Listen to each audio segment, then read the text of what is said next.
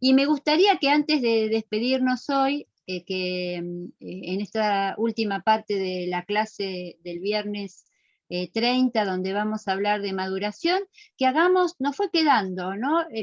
Reflexionar sobre el caso de Benjamín. Hablamos mucho de la natación, mencionamos que siempre teníamos ahí presente lo de Benjamín, pero nos quedó sin debatir qué pensamos de lo que le pasa a Benjamín. Y de esto que apareció por allí también, si en Benjamín lo que determina que Benjamín pueda jugar así con la pelota es la natura o la nurtura, ¿sí? Lo primero que dijeron en el foro, si yo comparto ahora lo que ustedes fueron debatiendo en el foro, todos decían, ¿qué querés? Con ese padre y ese abuelo, ¿cómo no querés? Se ríen, Nahuel, ¿cómo no querés que Benjamín sea ahora un gamer? ¿No? Si Benjamín no sale un gamer, es el ejemplo, el ejemplo contrafáctico, ¿no? Se diría así, el ejemplo exactamente, que nos viene a demostrar exactamente lo contrario de lo que queremos demostrar. Bien, ¿qué piensan de lo que vieron de Benjamín en el video? ¡Hola, Maru! Ahí está Maru. ¿Cómo estás, Hola. Maru? Les cuento, hasta recién estuve con la Rafán en un Zoom por el bien activos, perdón, pero ya el viernes que viene, 8:30. Bien, va a trabajar Maru en un proyecto, así que bienvenido, Después Maru. nos cuenta bien, para que los chicos sepan, pues nosotros hablamos en clave, ¿eh? Sí. Buenísimo. Bien, Bueno. entonces, ¿qué podemos comentar? Que en parte, profe, en parte es innato y es genético, por el informe que usted pasó también, hablaba el autor un poco de eso, que es genético en un porcentaje, pero también es la estimulación y el ejercicio adquirido que tiene. Y bueno, el autor relataba también un poquito que hay un factor del entorno psicológico y otros factores más, pero es parte y parte. Ajá, parte y parte. Y concretamente, porque ahí también hay algo que hay que aclarar, que no dé lugar a confusión. No quiero buscar ahora para no empezar a compartirles la pantalla. Hay alguien que en el foro lo que plantea es que lo de la natación es una habilidad cerrada y lo de Benjamín es una habilidad abierta. No estamos hablando en ninguno de los dos casos, estamos hablando de habilidades específicas de los deportes. No confundamos. Solamente vamos a hablar de habilidades de los deportes cuando estemos hablando de situaciones deportivas, ¿sí? Cuando un nene patea una pelota, no está jugando al fútbol, está pateando una pelota, está haciendo una habilidad manipulativa, es decir, una habilidad motriz general manipulativa. Y cuando un bebé está flotando en el agua, no está haciendo natación, está haciendo flotación, o está haciendo un desplazamiento acuático, pero todavía no es natación, no es crawl. Entonces no nos confundamos, por eso es que algo de lo que quiero rescatar, muy valioso, es que lo que me fui dando cuenta con todas sus intervenciones en el foro es cómo ustedes se van apropiando de los conceptos de la materia. Ya hubo mucha gente que estuvo hablando de tipo de habilidades, que estuvo hablando de procesamiento de la información, que estuvo hablando de motricidad, o sea, con lo que eso está muy bueno porque ustedes van apropiándose de los conceptos y los van usando para explicar cada nueva situación que se va planteando. Y también para lo que nos da pie a Ceci, a Maru y a mí, es para darnos cuenta de qué conceptos hay que tener cuidado para no confundir. Es decir, que solamente vamos a hablar de habilidades motrices específicas, cerradas o abiertas, cuando analicemos una situación de un deporte. Ahora estamos hablando de aprendizaje de habilidades. Y de las que estamos viendo es cómo se aprenden las habilidades generales, ya sean filo u ontogenéticas. Entonces, lo que estamos viendo, el ejemplo del CUM, ¿qué sería el ejemplo del aprendizaje de una habilidad filo o de una habilidad ontogenética? ¿Qué es para ustedes? Ontogenética. ¿Cómo? Ontogenética. Ontogenética. una habilidad ontogenética. Y el hijo del Kun ahí en ese momento debe tener como mucho 2 años y medio, 3. Fíjense que no habla, no habla todavía, no habla, habla, pero no tiene un lenguaje, lo traduce solamente el Kun. Que eso pasa, ¿no? Los padres aprendemos a subtitular a nuestros hijos, ¿sí? Hacemos de traductores. ¿Cómo, Rocío? Tomando esto del tema de los conceptos y de que a veces puede llegar a confusión, cuando en las habilidades ontogenéticas nos referimos a que el ejercicio beneficia el desarrollo antes de la mielinización, no nos referimos al ejercicio de un entrenamiento, sino a esto, ¿no? A la estimulación de esa, no sé, en este caso con la pelota el nene, por ejemplo, ya el papá, de alguna manera, lo hace jugar con la pelota y él automáticamente va respondiendo a ese estímulo como un juego. Pero no al ejercicio propiamente, no sé, ponerlo a saltar la soga, a eso, para no confundir también ese concepto, ¿no? Porque quieras que no, habíamos dicho que a partir de los 10, 11 años recién se desarrolla, y en realidad acá tenemos un nene de 2, 3 años que ya está dominando de alguna manera la pelota y jugando con la pelota. Qué buena aclaración que hace Rocío. Excelente aclaración. Todo lo que nosotros estamos viendo como ejercicio en este texto de maduración se refiere a eso. Ejercicio como sinónimo de estimulación. Ejercicio como sinónimo de incentivar el aprendizaje. Ejercicio como influencia externa. Ayer había aparecido por ahí, creo que fuiste vos, Juan, o no sé quién fue el que o Jonathan, no me acuerdo quién de los dos, habló de enseñanza y de aprendizaje. Acá lo que estamos viendo con el concepto de ejercicio, gracias por traerlo para permitir hacer esta aclaración, Rocío, con el concepto de ejercicio lo que estamos queriendo señalar es cómo una influencia externa puede incidir sobre la maduración. Nosotros decimos, no se puede adelantar la maduración, porque la maduración es interna, genética, está genéticamente determinada. Entonces, ¿cómo es que hablamos de ejercicio? Y lo que tenemos que decir es, si estamos hablando de habilidades filogenéticas, por más que le querramos, hablemos de ejercicio como sinónimo de aprendizaje y de enseñanza, es decir, de influencias que vienen desde afuera. Si hablamos de filogenético, por más que le dé ejercicio, estimulación, le quiera enseñar, le regale chiches, haga lo que haga, si es filogenético no lo va a aprender y no va a poder dominar esa habilidad hasta que no esté maduro. En cambio, si hablo de ontogenético, como por ejemplo patear una pelota, todo lo que hace, ¿qué hace el Kun con Benjamín? ¿Cómo se llama lo que hace el Kun con Benjamín?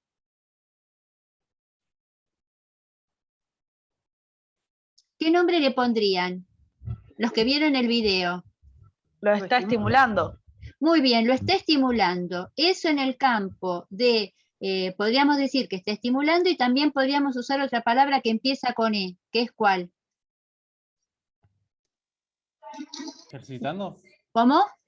¿Ejercitando? Le está explicando Joel, y cuando los que vieron el video, cuando el Kun le dice a Benjamín así, hacia adelante y hacia atrás, vieron que Benjamín está jugando con la pelota que la lleva hacia adelante y hacia atrás, y él le dice así, así, ¿qué le está haciendo? Le está enseñando. Esa situación donde alguien, porque aparte no es que Benjamín puede aprender a jugar a la pelota si encuentra una pelota que su casa debe estar llena, o debe haber estado llena, la casa suya, la casa del abuelo, bien, la casa de los amigos del padre, debe haber estado en situaciones donde todo el tiempo el objeto con el cual tenía para jugar era una pelota. Entonces, Benjamín puede aprender por su cuenta. Aprender es modificar lo que yo sé hacer a partir de encontrarme con estímulos del medio. Benjamín se encuentra con una pelota y lo que hace es aprender, que como bien dijo Nahuel, no todos dominamos ni como Messi ni como Benjamín, pero bueno, a partir de que yo veo estímulos como que lo veo jugar a mi papá, o veo que hay muchos objetos en mi casa esféricos, empiezo a jugar con esos objetos y voy aprendiendo a dominar esos objetos porque los tengo a mano. Eso es aprender. Lo que yo hago, lo que yo soy capaz de hacer a partir de los objetos que tengo en el medio. Enseñar es cuando aparece un otro, mi papá, el entrenador, el profesor, la maestra jardinera, bien, cuando aparece mi hermano mayor, ¿sí? No necesariamente tiene que ser un adulto, puede ser mi hermano mayor. Si Benjamín, en lugar de ser hijo único, fuese el segundo hijo, como seguramente le debe pasar a los de Messi, que son 3, ¿sí? 3 varones, imagínense, de ellos mucho dato de que los que les pasa a, no sé cómo se llaman, Mateo, sé que uno se llama Mateo, después los otros 2 no sé cómo se llaman. Bueno, imagínense que seguramente, me imagino una escena, ¿no? Una situación en la casa de Messi donde el más grande le dice al más chiquitito que a la pelota no le pegue de puntín, porque la va a mandar a cualquier lado, y le dice, le muestra, dice, no, mira, como el Kun le dice a Benjamín, pon el pie así o pon el pie así. Bueno, eso donde el otro me dice a mí qué es lo que yo puedo hacer para mejorar mi dominio de ese objeto o para moverme mejor, es enseñanza. Entonces, Rocío, volviendo a lo tuyo, ¿sí? Lo que nosotros estamos pensando como ejercicio no es 3 de 10, ¿sí? Ni estamos pensando 30 minutos por día. Acá el concepto ejercicio está tomado como esa influencia externa que incide sobre el proceso de maduración. Y para terminar con la idea, mientras que en lo filogenético, por más que lo estimules, le enseñes y lo ejercites, no va a aprender, lo ontogenético, como nos demuestra Benjamín, es que cuanto vos más estimulación, ejercicio y enseñanza tenés, más dominio tenés del objeto y de tu motricidad. Que no es sinónimo a decir que porque Benjamín domina muy bien una pelota, va a ser un gran jugador de fútbol. ¿Por qué? Profe, Sí, Eugenia. perdón que sea reiterativa con el tema, pero no me termina de cerrar si al final nadar es una habilidad ontogénica Sí. o filogenética. Bien. Porque me confunde la cuestión de que lo filogenético se relaciona con lo que se comparte con la especie animal, que en este caso nadar sucede, pero a la vez también se lo puede estimular, o sea, lo podés adaptar o acostumbrar al bebé que empiece a conocer el agua y eso se relaciona con lo ontogenético. Mira, Eugenia, no sé si con el ejemplo que te voy a dar te voy a ayudar o te voy a confundir más. Voy a tratar de que sea, que te ayude a vos y a todos a partir de una analogía a comprenderlo, ¿sí? Profe, ¿puedo intentar explicarlo? Dale. Vamos, porque que lo expliques vos, lo que nos permite es ver cómo lo están pensando ustedes, que eso es lo que necesitamos. Cecilia y yo y Maru lo tenemos re claro, lo que necesitamos es ver cómo lo interpretan ustedes lo que queremos compartir. Bueno, teniendo en cuenta, en sí lo iba a intentar explicar ayer, pero medio que me colgué. Tomando el ejemplo de nadar, por ejemplo, lo filogenético está relacionado con lo heredado de otras especies, lo que compartimos con otras especies, que a fin de cuentas no es el nadar, sino el desplazarnos en el agua. O sea, un pez no nada, un pez se desplaza en el agua porque es su ambiente. Un pájaro no vuela como tal, se desplaza en el aire porque tiene la capacidad de hacerlo. Una serpiente no camina, se desplaza sobre la tierra porque tiene la capacidad de hacerlo. Entonces, si queremos entender lo filogenético de lo ontogenético con el nadar, tenemos que entender que nosotros somos los que nadamos porque le ponemos una técnica. En todo caso, si vamos de perrito, lo más natural posible, simplemente nos estamos desplazando con el agua. Pero cuando hablamos de nadar ya es un término más técnico, o sea que estamos utilizando cierta técnica, como puede ser crawl, mariposa, de espalda, la técnica que más les guste. Pero en sí, nadar sería desplazarse en el agua a nivel general con otras especies. Lo que compartimos es desplazarse en el agua y nadar sería para nosotros meter una técnica. ¿Se entendió? Para mí estuvo perfecto. No sé, Gladys, ¿vos qué pensás? A mí me parece yo lo que quería hacer, sumando a lo tuyo, Juan, es dar el ejemplo del correr, ¿sí? A ver si tomándolo como paralelismo podemos entender la diferencia entre la natación, ¿sí? Como técnica, y la natación como o el nadar como habilidad. Nadar y correr son habilidades generales en el sentido de desplazarse en el agua. Nosotros no tenemos otro término para... ¿Cómo? Desplazarse, o en el agua o en la Tal tierra, cual, digamos, porque nosotros hablaste nos de todo. desplazamos en el medio terrestre o en el medio acuático. La diferencia es que cuando nosotros nos desplazamos en el medio acuático, comúnmente en nuestro lenguaje lo llamamos nadar, ¿sí? Y al mismo tiempo usamos nadar para un deporte que es la natación. Ahí viene la confusión. Pero si uno piensa la analogía entre el nadar y el correr, uno dice, lo que hace un nene a los 2 años o a los 3, a los 2 años ya empieza a correr, aun cuando todavía no hay faz de suspensión, camina rápido, ¿sí? Para que empiece a haber faz de suspensiones a partir de los 2 años y medio, casi 3.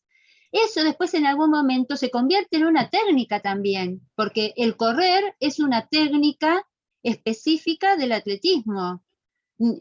Para llegar a ser Usain Bolt no se corre de cualquier manera.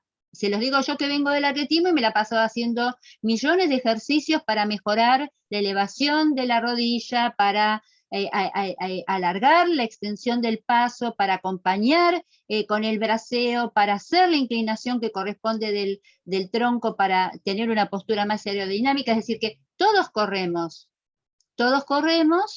nos desplazamos en la tierra a velocidad con una forma natural que le heredamos del resto de las especies. Pero para llegar a correr como Usain Bolt hay que aprender una técnica. Lo mismo pasa con el nadar.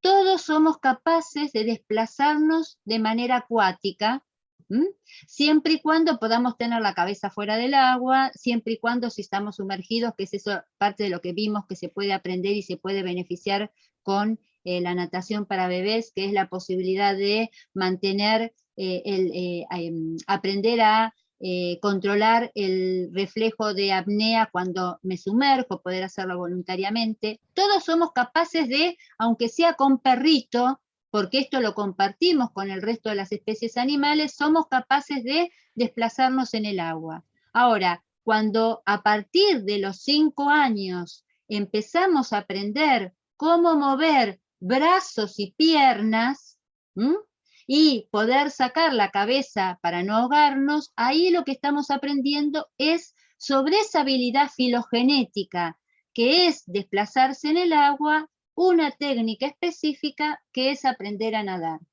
Entonces, tanto el correr como el nadar son habilidades filogenéticas, ¿sí? Son habilidades filogenéticas. Lo que pasa es que, y justamente como son filogenéticas, vamos a poder corregir esas técnicas cuando nuestra subcorteza esté madura. Y si bien nos ambientamos en el agua, no vamos a poder dominar nuestro cuerpo con la misma seguridad hasta que estemos mielinizados. En cambio, patear una pelota, cortar con una tijera, ¿sí? Picar una pelota, si bien requieren de la mielinización de la corteza para lograr un dominio, como son propiamente humanas, vamos a notar que hay una gran diferencia entre aquellos que hayan tenido estimulación, enseñanza y posibilidades de aprendizaje aún en edades tempranas. Y esto lo vemos en todos la gran mayoría de hijos de deportistas que son jugadores de habilidades manipulativas, ¿sí? Que empiezan siendo habilidades manipulativas y que después se convierten en las habilidades del básquetbol, del voleibol. ¿Por qué en general los hijos de jugadores de esos deportes son habilidosos? Lo que no quiere decir que sean deportistas después de esos deportes, que por eso después vamos a ver todo lo que dice el texto. ¿Por qué son habilidosos con esos objetos? Porque si les gusta, si el papá lo toma como una forma de vínculo afectivo y tiene posibilidades de tener esos objetos en sus casas, desde pequeños, ¿sí? Yo siempre cuento una anécdota, no sé si ustedes lo conocen, tuve la suerte y tengo la suerte de ser amiga de John Uriarte. John Uriarte fue un jugador de la selección del 88 que ganó la única medalla olímpica de voleibol para la Argentina en los Juegos Olímpicos de Seúl del 88. Bueno, John Uriarte, el hijo más grande de John Uriarte, Nicolás, yo lo conocí en esa época cuando recién había nacido. Nicolás tenía una pelota, yo todavía seguía entrenando, y Nicolás tenía la pelota de vóley. ¿Qué les daban cuando iba la mamá Mary con Nicolás y John a entrenar? Estaban en el gimnasio. Nicolás, ¿con qué jugaba? Con la pelota de voleibol en el cochecito. Y hoy es jugador de la Selección Nacional de Voleibol, ¿no? Como lo es el hijo de Hugo Comte, Facundo Conte, es jugador. A ver, ¿es casualidad eso? ¿Es genética? ¿Es solo genética? ¿O es haber tenido la posibilidad desde pequeño de lograr esto que vos decías, Rocío? ¿Sí? No es que John Uriarte o Benjamín está queriendo sacar, el Kun está queriendo sacar a Benjamín futbolista. Es la estimulación, es estar todo el día en un medio donde se habla de voleibol o se habla de fútbol. Los que vienen vienen y juegan al fútbol, y mi mamá me lleva y veo a mi papá jugar al fútbol. Eso es. Y eso se aprende. Sin embargo, voy a hacer otra comparación. Desde que nazco veo que la gente que está alrededor mío camina. ¿Sí? Sin embargo, por más que veo que la gente que esté alrededor mío camina, yo no me puedo poner de pie hasta el año. No sé si se entiende la diferencia. No es porque lo vea que lo voy a aprender. A caminar voy a aprender cuando esté mielinizado. En cambio, a jugar con una pelota voy a aprender si en mi casa hay pelota con la cual pueda jugar. Y eso pasa con el jugar y manipular objetos, como pasa con aprender a cortar con una tijera. ¿Sí? ¿Quién aprende a cortar? Sí. Rocío quería hacer un comentario. Rocío. Hola. No, lo que yo quería era, desde el punto de vista de Eugenia, creo que fue la que planteó lo de lo filogenético. Lo que creo que ella toma, y por eso quería aclararlo, era el tema del estímulo. Porque ella lo que plantea, por lo que escuché, es que al bebé de alguna manera se lo está estimulando para que se ambiente en el medio acuático. De hecho, bueno, la amamentación lo que hace es eso. Llevas a tu bebé para, bueno, más allá de que fortalece el vínculo, un montón de cuestiones más entre el madre o padre y el nene, hace eso, la ambientación del nene en un medio que no es el propio nuestro, que es el medio acuático. Y quizás la confusión viene a partir de eso, de que el nene está siendo estimulado teniendo meses y capta ese estímulo, por decirlo, y termina ambientándose de alguna manera al agua, logrando desplazarse y la apnea, ¿no? Quizás ahí se viene la confusión de cómo recibe él el estímulo y lo utiliza. Parte de ahí la confusión de Eugenia. ¿Y vos qué decís, Eugenia, con todo esto que te estamos planteando? ¿Te ayudamos a darle una vuelta y a diferenciar lo que pasa entre el desplazarse en el agua y patear una pelota? No hablemos de nadar, hablemos de desplazarse en el agua o familiarizarse con el agua y patear una pelota, o todavía son dos situaciones que te cuesta diferenciarlas. Sí, la verdad que me quedó claro, era algo que de hecho lo puse en el foro como pregunta, y por eso no me quería quedar con la duda. Me sirvió mucho lo que dijo Juan, ahí fue como que lo pude diferenciar bastante bien, lo que es una habilidad de una habilidad específica o que se le agrega una técnica, así que quedó claro, gracias. Bien. Me alegra, Eugenia, y por favor sostengamos esto, ¿no? Cuando hay algo que no se entiende, volvamos todas las veces que sea necesario y busquemos todas las formas de explicarlo para tratar de aclararlo. Lo que no quiere decir que hoy seguramente cuando termine la clase y cuando ustedes vayan a leer el texto, les sigan quedando aspectos para seguir revisando y para tratar de aclarar. Y que siempre está abierta la oportunidad, porque aparte les digo, sobre el concepto de maduración y de crecimiento vamos a volver a lo largo de toda la cursada. En cada periodo del desarrollo motor vamos a volver sobre estos conceptos que hablamos hoy, filogenético, ontogenético, mielinización, maduración, son temas que los vamos a estar permanentemente usando, o sea que también dense la oportunidad de decir, bueno, hasta ahora lo aprendí, lo entendí hasta acá, vamos a ver si con nuevas relecturas y pensándolos en otros contextos lo entiendo un poco mejor. ¿Qué más podemos decir? Porque ya estamos en las 10:30. ¿Qué más podemos decir sobre el ejemplo de Benjamín? ¿Hay algo más que les haya llamado la atención? Que ustedes, que les haya dado la oportunidad de pensarlo para poder compartirlo. ¿Alguien que quiera hacernos algún comentario más? Profe, a mí me quedó una duda, no sé si la respondí ayer porque no pude estar en la clase, que tiene que ver con la mielinización y el aprendizaje. Ajá. Usted hizo una pregunta, una de las preguntas era si incide. Ajá. Y yo puse una respuesta, pero no sé si está acertada, de esto que tiene que ver con el proceso de la información. Ajá. Como que si no todos procesamos la información de igual manera a lo largo de la vida, o sea, a los 3 años, a los 6, a los 10, cómo, digamos, si la mielinización justamente incidiría así en el aprendizaje. No sé, no me quedó claro eso. Está buenísimo, menos mal que lo ampliaste, Julieta. Acá, Julieta, lo que está, vieron que está muy interesante y había aparecido tu comentario, yo lo leí, me alegra que vos lo traigas ahora. Es importantísima la mielinización para el procesamiento de la información, ¿sí?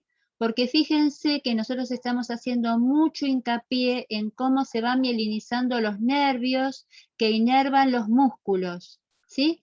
Nosotros estuvimos viendo el proceso de ley céfalo-caudal y próximo-distal para analizar por qué íbamos logrando el progresivo dominio de las distintas segmentos y partes de nuestro cuerpo, y esto que está planteando Julieta es cómo incide la mielinización en el proceso de la motricidad, entendida como procesamiento de la información.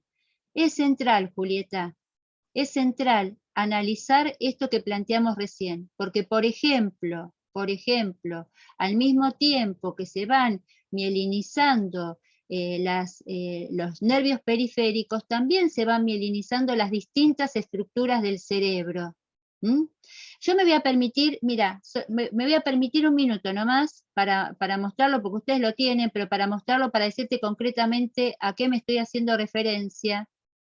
Si vos mirás acá, esto, a ver si, acá, ¿no? Lo voy a poner grande. Esto que vos ves acá, ¿lo están viendo todos? ¿Sí? Bueno, esto que ustedes ven acá, es tejido nervioso. ¿Tejido nervioso de qué? Del ojo. Este es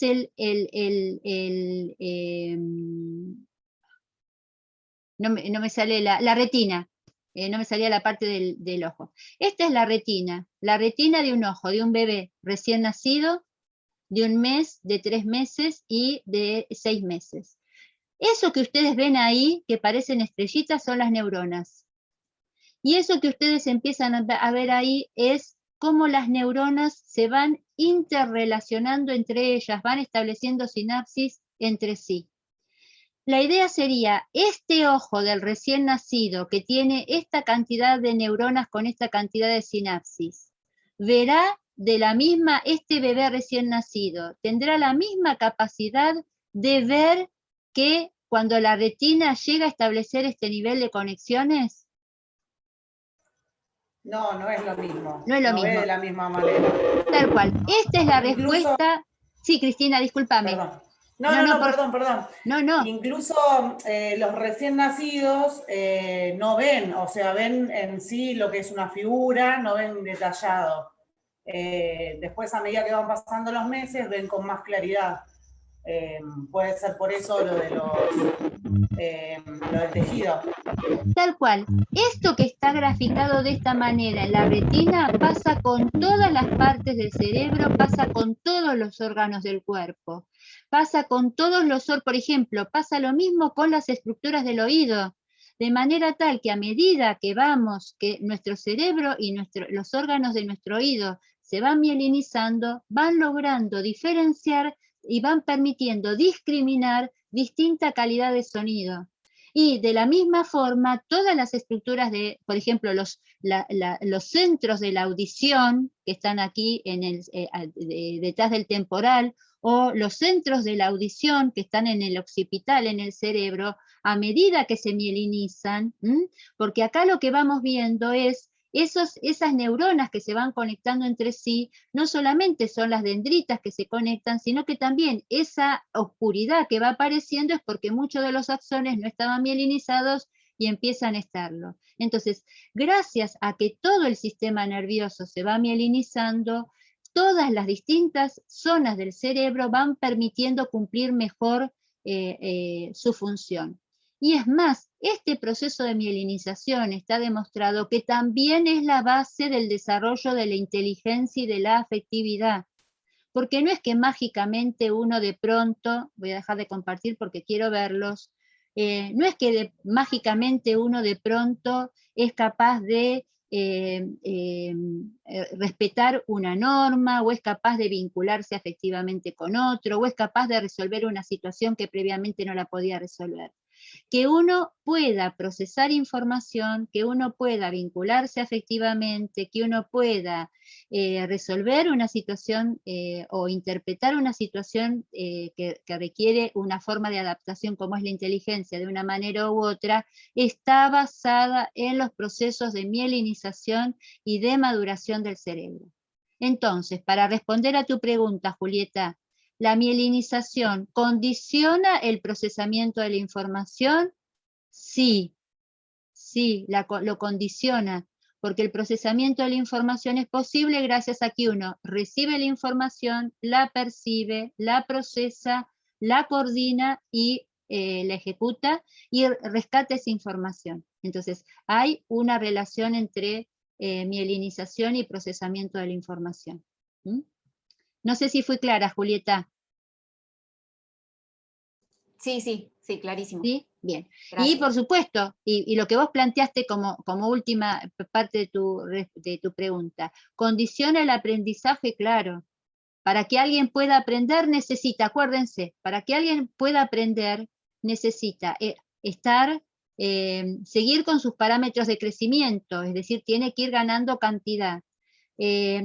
Cumplir con sus parámetros de maduración, quiere decir que los órganos comprometidos en el aprendizaje tienen que funcionar como se espera. Por eso uno va a aprender algunas cosas en un momento y va a ir aprendiendo otras cosas progresivamente. Pero además tiene que tener oportunidades, ¿sí? Tiene que tener oportunidades, estar en un ambiente que lo estimule, objetos, seres humanos, ¿sí? Nuestra motricidad empieza siendo gracias a que los otros nos mueven, ¿sí? Nuestra primera motricidad, somos movidos por otros. Y además tener la intención de que del medio humano de convertirme en parte de la humanidad, ¿sí? Todos los que me rodean tienen que estar preocupados por hacerme parte de la humanidad. Bien, ¿alguna pregunta más? Profe, a mí me quedó una duda.